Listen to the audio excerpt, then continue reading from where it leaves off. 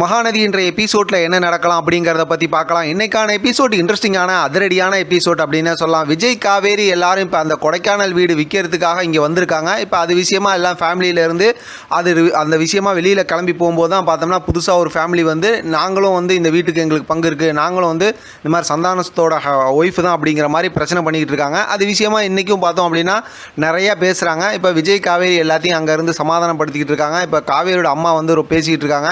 இப்போ அந்த புதுசாக வந்து ஃபேமிலியில் இருக்கவங்க மாறி மாறி எல்லாம் பேசிகிட்டு இருக்காங்க. அவங்க பையன் வந்து ரொம்ப கோவமாக பேசிகிட்டு இருக்காரு, விஜய் பேசுகிறாரு, நிவின் பேசுகிறாரு. இருந்தாலும் ஒரு கட்டத்தில் இந்த பேச்சு அதிகமானப்போ பார்த்தா சாரதா எமோஷனல் ஆகி கடைசியில் மயங்கிலாம் கீழே விழுந்துட்டாங்க. சரி, இதுக்கப்புறமும் நம்ம பொறுமையாக இருக்கக்கூடாதுன்னு போலீஸ்க்கு ஃபோன் பண்ணிடுறாரு விஜய். இப்போ போலீஸ் வரட்டும், அது வரைக்கும் நீங்கள் வெளியில் இருங்கன்னு சொல்லி அவங்கள வெளியில் கூட்டிகிட்டு வந்துடுறாங்க. இப்போ போலீஸ் வந்ததுக்கப்புறம் விசாரிக்கிறாங்க, அந்த ஃபோட்டோலாம் பார்க்குறாங்க.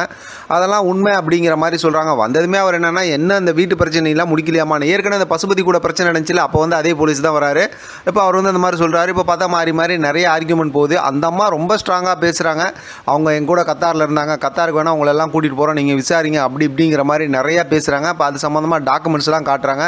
தோட்டம் இருக்குதுன்னு சொல்கிறாங்க, அது இருக்குதுன்னு சொல்கிறாங்க, அந்த மாதிரி எஸ்டேட் வாங்கினேன்னு சொன்னாங்க அப்படிங்கிற மாதிரிலாம் டாக்குமெண்ட்ஸ் காட்டுறாங்க. அவங்க வரிசையாக ஒன் பை ஒன்னாக எல்லாம் சொல்லிட்டு இருக்காங்க.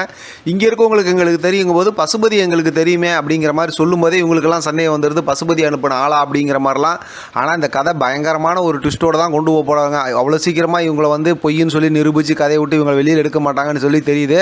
அதனால் பார்த்தோம் அப்படின்னா கதையை வளவலன்னு கொண்டு போகிறாங்கிறது நல்லாவே புரிஞ்சு போச்சு. இன்றைக்கான எபிசோடில் பார்த்தோம்னா போலீஸ் வந்து விசாரிக்கும் போது உன் பேர் என்னம்மா அப்படின்னு கேட்கும்போது முத்துமலர் அப்படிங்கிறாங்க. அவங்க நீங்கள் எங்கேருந்து வரீங்கன்னா தேனியிலேருந்து வரோம் அப்படிங்கிற மாதிரி அவங்க சைடில் இருக்க டாக்குமெண்ட்ஸ் எல்லாம் காட்டி அந்த விஷயமாக பேசிகிட்டு இருக்காங்க. இந்த பக்கத்து பார்த்தோம்னா அதெல்லாம் கேட்டுக்கிட்டு இருக்கிறாங்க. இப்போ விஜய் பார்த்துக்கிட்டு இருக்கிறாரு. இந்த காவேரி அம்மா வந்து ரொம்ப எமோஷனலாக சாரதா பேசிகிட்டு இருக்காங்க, காவேரி பேசிகிட்டு இருக்காங்க. இப்படியா இன்றைக்கான எபிசோடு முடிச்சிட்டாங்க. அதோட அதாவது கதையை வந்து அடுத்த கட்டமாக எதுவும் கொண்டு போகாமல் இன்றைக்கான எபிசோடை பொறுத்த வரைக்கும் அந்த புதுசாக வந்திருக்க ஃபேமிலி நிறைய ஆதாரம் காட்டுறதா இருக்கட்டும், அவங்க விஷயமாக எங்கள் சைடு இங்கே இருக்குன்னு பேசுகிறதா இருக்கட்டும், அதை வச்சு பேசியே இன்றைக்கான எபிசோடை முடிச்சிட்டாங்க. பார்க்கலாம் அடுத்து எப்படி ஸ்டோரி இன்ட்ரெஸ்டிங்காக கொண்டு போகிறாங்க. அல்லது இன்றைக்கி ஏதாவது ப்ரொமோ வந்துச்சுன்னா ப்ரொமோ வச்சு அடுத்த ஸ்டோரி எப்படி மூவ் ஆகுதுங்கிறத தொடர்ந்து பேசலாம். எப்படி பார்த்தாலும் இதுக்குள்ளார பசுபதி வரப்போகிறாரு அப்படிங்கிறது நமக்கு தெரிஞ்சு போச்சு. ஏன்னா இன்றைக்கான எபிசோடில் அந்த அம்மா வந்தவங்க சொல்லிட்டாங்க, எங்களுக்கு பசுபதியை தெரியும், நாங்கள் வெளிநாட்டில் கத்தாரில் இருந்துட்டு நாங்கள் பசுபதி கிட்ட பேசியிருக்கோம், நீங்கள் வேணால் பசுபதி கிட்ட விசாரிங்க அப்படின்ட்டாங்க.